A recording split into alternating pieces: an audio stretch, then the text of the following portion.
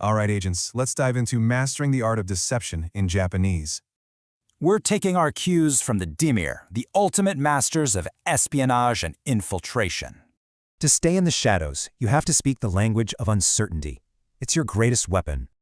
And for this mission, your main linguistic tool has just been declassified. Think of kamoshirenai as your smoke bomb. It means might or maybe, and it hides your real intent.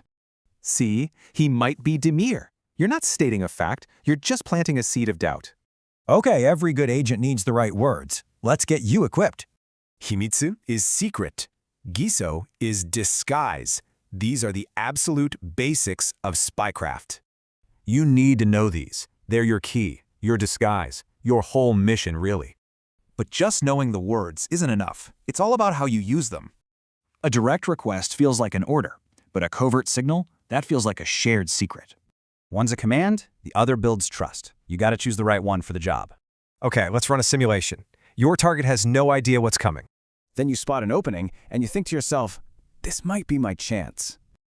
And that little bit of uncertainty, well, that's what leads to the final, decisive move. A real infiltrator, a senyusha, slips in unnoticed. Your language should too. All right, your training is done. Now for your final mission. So, how will you use kamoshirenai? Go find a mystery and plant a little doubt.